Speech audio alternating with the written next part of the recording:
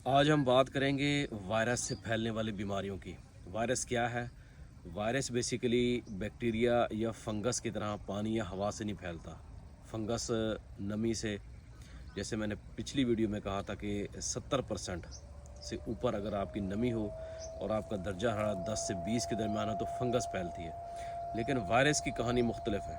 Virus खुद हमला नहीं करता, इसको हमला करने के लिए एक टैक्सी की ज़रूरत पड़ती है, एक गाड़ी की। उसको हम कैरियर कहते हैं। वो अमूमी तौर पे हमारी सफ़ेद मक्खी और हमारे पास थ्रिप्स होता है। इन दो एजेंट्स के ज़रिए वायरस एक पौधे से दूसरे में शिफ्ट होता है। और ये कैसे शिफ्ट होता है? जैसे ही ये सफ़ेद मक्खी या थ्रिप्स किसी ऐसे पौधे पे, ऐसे घास पे, ऐसी सब्ज़ चीज़ पे जिसमें पहले से वायरस मौजूद हो, उसको खाती हैं, वो वायरस उनके पेट में जाता है। जब यही सफ़ेद मक्खी और थ्रिप्स किसी सेहतमंद पौधे पर हमला करते हैं तो अपने जब डंग मारते हैं, अटैक करते हैं, तो वो वायरस बेसिकली उस सेहतमंद पौधे में चला जाता है। वहाँ जाके वो उसके डीएनए पे कंट्रोल कर लेता है और अपनी कॉपियाँ बनाना शुरू कर देता है, वायरस की कॉपियाँ। इस तरह वायरस फैल जाता है पूरे पौधे में। आज हम जानेंगे वायरस से फैलने वाली बीमारियों के बारे में। तकरीबन 4 किस्म के वायरल अटैक्स हैं जो हमारे फलदार और बाकी सब्जियात पे, फसलों पे होते हैं। सबसे पहला है कर्ल लीफ वायरस, जो अमूमी तौर पे कॉटन में होता है, टमाटर में होता है और पपीते में होता है।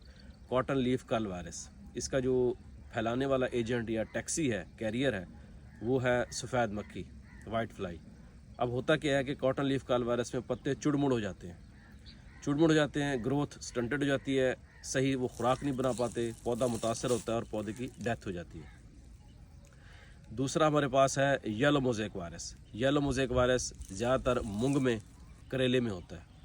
इसमें होता क्या है कि येलो मोज़ेक, जैसे नाम ज़ाहिर है, पीले धब्बे पत्ते पे होते हैं और पौधे की खुराक बनाने की जो इस्तात है, सलाहियत है, वो ख़त्म हो जाती है। तीसरा हमारे पास जो कैटेगरी आती है वो बंची टॉप वायरस है। बंची टॉप वायरस, जिसमें नए जो फूल खिलते हैं वो बंच की तरह, एक गुच्छे की तरह इकट्ठे हो जाते हैं, खुल नहीं पाते, खुराक नहीं बना पाते, ना ही खुराक ले पाते हैं। इसमें पौधा भी बहुत हद तक बीमार हो जाता है। चौथी हमारे पास है टंगरो वायरस। ये चावल में होता है। चावल के ऊपर सफ़ेद और पीली रंग के धब्बे होते हैं, पौधा बौना रह जाता है, खुराक नहीं बना पाता, सही उसकी ग्रोथ नहीं हो पाती, तो पौधा अल्टीमेटली उसकी भी मौत हो जाती है। अब इसका हल क्या है? दो हल हैं कि अगर आपके पौधे पे वायरस का हमला हो। सबसे पहले प्रिवेंटिव है या प्रिकॉशंस है, ख्याल रखना है, कल्चरल कंट्रोल है। सबसे पहले तो आप अपने बाग की, अपनी फसल की सफाई रखें। गैर ज़रूरी जड़ी बूटियाँ, घास है, उसकी तल्फी करें, हवा की क्रॉसिंग हो, ताकि होस्ट वो जो घास है, कोई सब्ज़ा, वो पैदा ही ना हो। दूसरे नंबर पर आता है कि हम अपने येलो स्टिकी कार्ड्स, पीले कार्ड्स, 1 एकड़ में तकरीबन 20 के करीब मुख्तलिफ़ जगहों पे लगाएं। उससे होगा क्या कि ये जो वाइट फ्लाई है या थ्रिप्स है, ये हमेशा पीले रंग की तरफ अट्रैक्ट होते हैं, माइल होते हैं, ये फौरी जाके उससे चिपक जाएंगे और मर जाएंगे। ये दो हो गया। तीसरा रोगिंग, उखाड़ देना। एक पौधा वायरस का बहुत ज़्यादा मुतासर है तो आप उसको उखाड़ के फेंक दें, दूर फेंक दें, वहीं पर नहीं बल्कि दूर कहीं दफना दें या जला दें, ताकि वायरस का नामो निशान ना रहे, वायरस मज़ीद ना फैले। ये तो 3 हो गए इसके कंट्रोल, प्रिवेंटिव, इब्तदाई जिन्हें कहते हैं। दूसरा, अगर ये बढ़ जाए तो हमें ज़ाहिर है केमिकल पर जाना पड़ेगा। तो आपने केमिकल का स्प्रे करना है, जिसमें हमारे पास मार्केट में अच्छे प्रोडक्ट्स अवेलेबल है। सबसे जो टॉप पे हमारे पास फ्लोनिकामिड, 60 से 80 ग्राम पर एकड़ आपने इसका स्प्रे करना है थ्रू केमिकल कंट्रोल से। इसके बाद हमारे पास डाइन्यूटफुरान है, तकरीबन 80 ग्राम पर एकड़। स्पायरोमेसिफेन है, तकरीबन 150 ml पर एकड़। तो इन केमिकल स्ट्रेटजी से भी आप इस वायरस को कंट्रोल कर सकते हैं, बट कोशिश करें कि केमिकल की तरफ ना जाएं।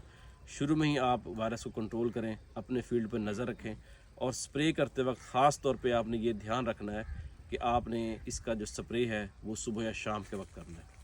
ज़्यादा मैं अगर आपको बारीक भी नहीं में जाऊँ तो शाम को, चूँकि रात का जो स्पेल आएगा वो बड़ा अच्छा होगा, ठंडा होगा मौसम और स्प्रे अच्छी तरह असर होगा।